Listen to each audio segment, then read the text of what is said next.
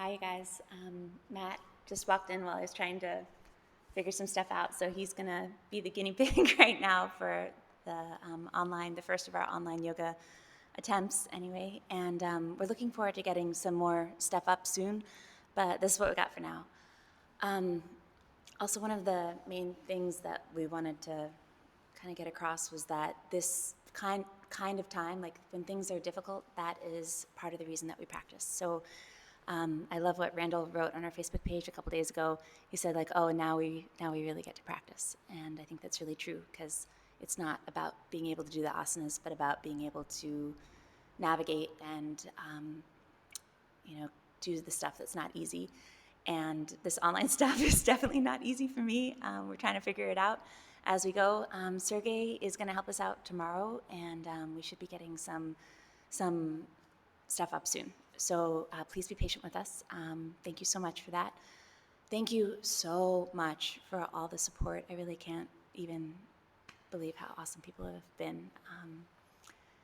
So without further ado, I present Matt. I'll be talking. He'll be taking class. Chris Ilgaveras wrote us with that very suggestion. So thank you, Chris. Here we go. Okay, so let's see.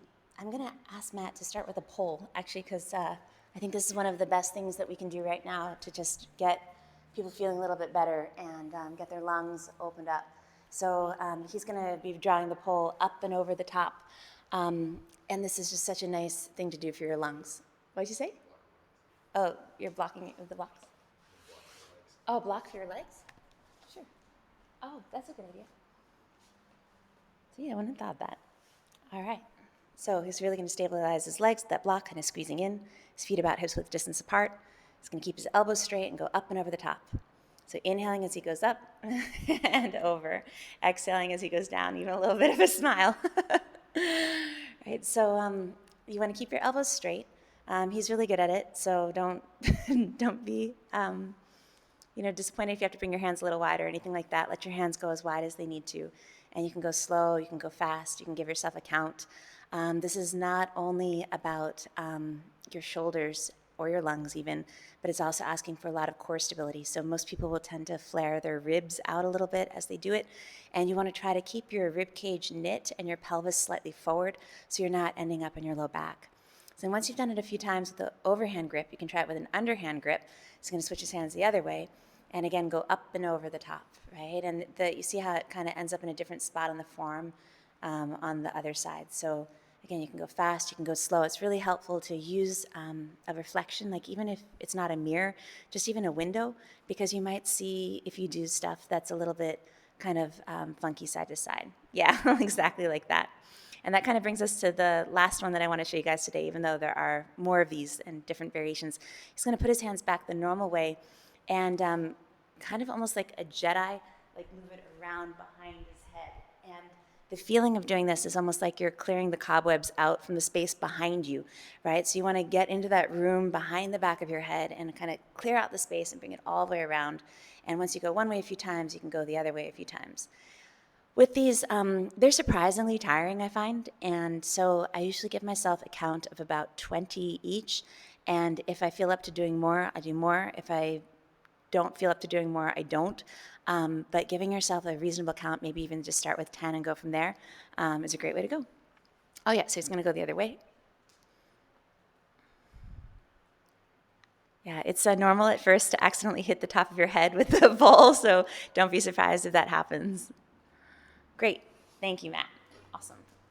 So, from there, I think we're going to go through some sun salutations. So, this is a great one to just know for your home practice. You just start to stand at the top of your mat or towel, or not necessarily towel if you're at home, it's probably not that hot, but at the top of your mat. And take a moment to find the way that your feet make contact with the ground. And see if you can allow yourself to settle down. Right? And start to notice how you're breathing. And notice your balance. You can purposely play with your balance a little bit and rock it around the outer edges of your feet, or let a little weight go towards your toes or back towards your heels. It's just allowing yourself to sway a little bit and slowly work your way towards the center. And your center extends from the arches of your feet right up through the center line of your legs, up through the floor of your pelvis, up through your rib cage and diaphragm, all the way up through the roof of your mouth and out the crown of your head. So you can imagine yourself right on the center, almost like you're standing on the top of a flagpole, or just like you're right on the plumb line. And you let your breath travel all the way up the center line, and all the way down. And then as you're ready, there's no rush here, you can start to let your inhale glide your arms sideways and up over your head. And they wrap around and in, so you get to lift up out of your ribs, and exhaling hands just right back by the sides to begin. Yep, so just 2 more times just like that. Inhaling the arms sideways and up, your breath really trying to let it do most of the work, gazing beyond your thumbs, or you can close your eyes. And then as you exhale, push your hands down. It's almost like you're pressing water down. And just 1 more time, letting the inhale do a lot of the work, letting the arms be light. And this next time, right, he can start to fold forward, up and over the top, folding from his pelvis, gliding down. At the very end, his forehead wraps in towards your shins. He can bend his knees as much as he wants. And then inhale and roll into a half lift, lengthen through the spine. So sitting bones way back, heart forward, long back. Yeah, beautiful. And then both hands down at the top of the mat. Step the feet back into an upward push-up plank and pause for just a moment there. Bring your knees down to the ground for a moment. And just feel for your shoulder blades, right? So press the floor away so much that your ribs rise into your back. And then let your ribs drop right away from your shoulder. Yeah, so there's a lot of movement there. So you're just going to do that a couple times just to kind of demonstrate. And these are sometimes called scapular push-ups, and they're good to know about because oftentimes people don't know that their scapula are separating from their ribs, and it's just not a great pattern to stay in. It's not as strong a pattern long run. Right, so you can always use your knees to lower down. That's a great way to do it, especially if you're working on building strength or if you have any, exactly, right, or any wrist or shoulder issues. But I don't think Matt does, and he probably just doesn't need to use his knees right now. So he's going to really just use his legs and press away from the ground. So Matt, you can lift your knees up a little bit, and find the upward push-up plank. You'll see it's a straight line through. He's gazing forward. Take an inhale. And as he exhales, he'll lower halfway down, elbows in, and press back out. And then just 2 more times, right? So nice and smooth, really nice, right? 1 straight line. He's coming to a 90-degree angle in his elbows, just 1 more time. And then on this last one, right, he can just, come, into an upward facing dog. Right, so from that upward facing dog, he can, get all that length and space, take his time, and then he can curl his toes back under, lift his hips high, and come into downward facing dog. And downward facing dog is in my opinion, it's just a super playful pose, right? So you can take some movement here. Bend your knees, reach one heel down, the other heel down, let your hips sway side to side, right? Just anything you need to do to start to feel like you have access to all the space in your body, right? So the soles of your feet, the tips of your fingers, right? Breathing all the way through yourself. Okay, so from downward facing dog, inhale your sitting bones high, soften your knees, gaze forward, and softly walk your feet up in between your hands. Bring your feet 2 fist distance apart. Good. Inhale and roll into your half lift, find a long spine. Exhale, folding all the way back in, forward towards the shins. Root through the feet, inhale, rise all the way up. Sweep the arms sideways and up overhead, reach long. And exhale, folding up and over the top, pelvis glides over the thighs, forward wraps in towards the shins. Inhale and roll into your half lift. Exhale, both hands down. You can step, hop, or float your feet back. Take yourself through a full flow, putting it all together. Exhale as you lower, elbows in. Inhale, use your legs, long spine, long belly. And curling the toes under, hips high, heels low, back to downward facing dog. And then a few good breaths, maybe some movement. You'd like to notice that your hands act almost like seals with the mat in the sense that they get to find the edges and then the center lifts, right? So you're not really in your wrists, right? You're lifting up out of your wrists, right? Finding all the length of the side body. And then the next inhale, lift your sitting bones high, soften your knees, gaze forward, step, hop, or float your feet to the top. Good, this time bring your feet all the way together so your big toes touch. Inhale and roll into the half lift. Exhale, fold back in, reconnect to the center line. Inhale your arms sideways and up. Wrap your ribs in, standing all the way up into, standing tall, lifting up out of your waistline. And then exhale, fold up and over the top, forward wraps in towards the shins. Inhale and roll into your half lift, a long back. Exhale, both hands down, step, hop, or float your way back. Exhaling as you lower, ending up halfway there. Inhaling as you unroll, and then back to your downward facing dog. And a few good breaths. That was basically Surya Namaskar A. So oftentimes a nice way to go is to just do that about 5 times. You'll be warmed up. But for now, we're going to move on to Surya Namaskar B. So this next time when he inhales his arms sideways, inhales his sitting bones sideways and up, he's going to soften his knees, gaze forward, step, hop, or float to the top of the mat. Bring his feet together. Inhale and roll into his half lift, exhaling, folding in, and then drop the hips almost as low as the knees. Inhale the arms up, press the palms. Think of lifting the belly in and then rise all the way up. Then we're going to hands by the, right in the second one. Yes, beautiful. Graze the fingers by the ground. Inhale, rising up into Utkatasana. Exhale, folding over the top. Inhale, turn, roll into the half lift. No rush, right? Exhale, both hands down, step, hop, or float the way back. And lowering. Inhale to rise. All right, and then back to downward facing dog for, again, about 5 breaths. Okay, so from downward facing dog, he's going to inhale his right leg up and back and really lengthen all the way out through the right heel. He can roll his ankle, wiggle his toes, bend his knee, make circles, anything he just wants to do to kind of find that right side.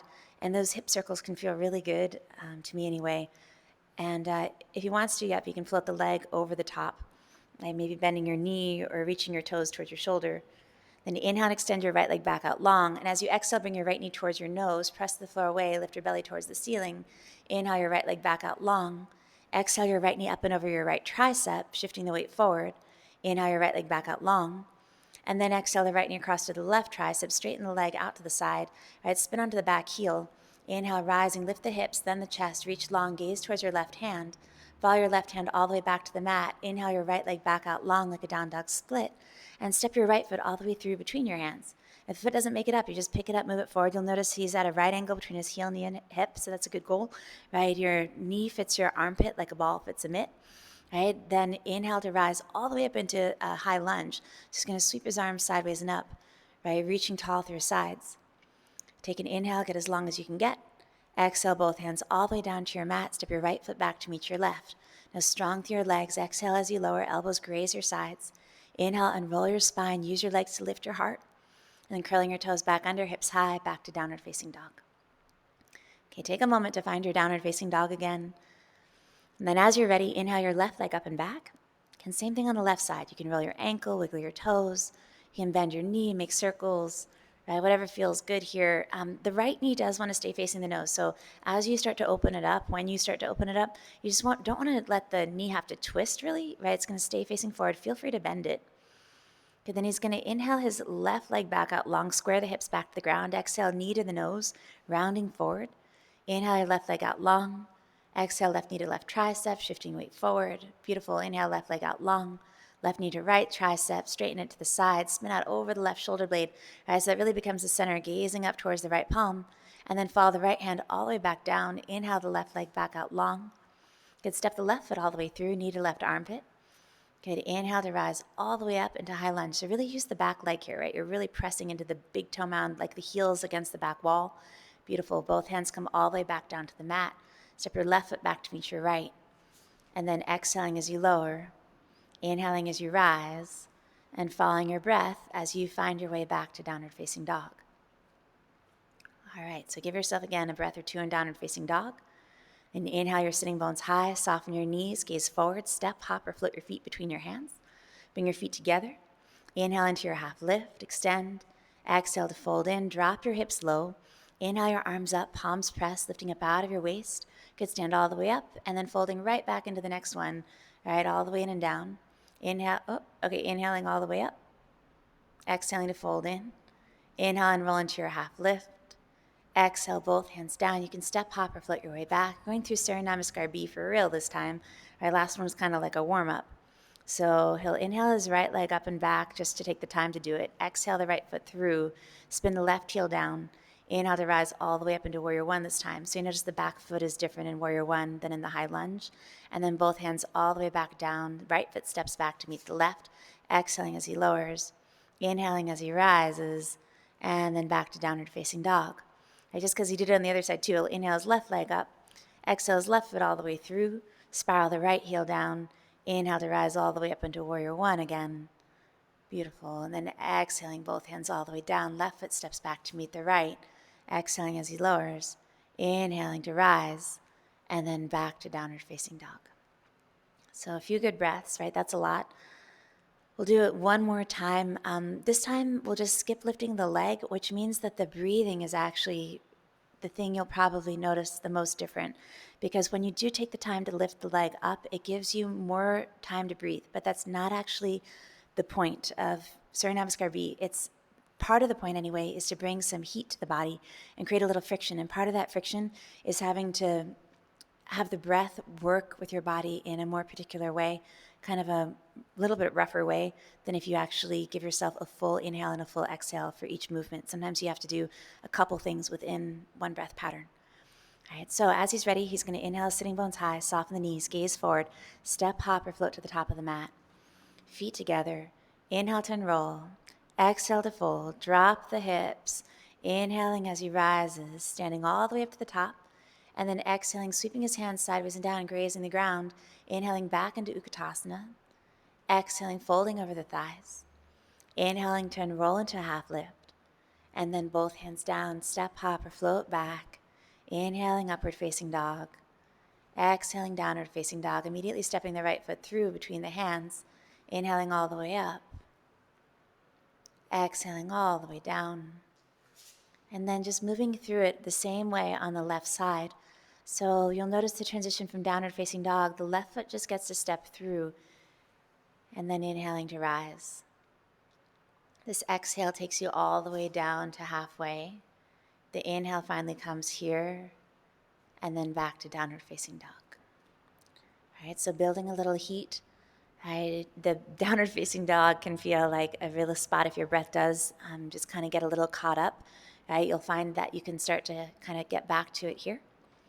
Then as you're ready, inhale your sitting bones high, soften your knees, gaze forward. Again, step, hop, or float your feet to the top of your mat. Bring your feet together. Inhale to unroll.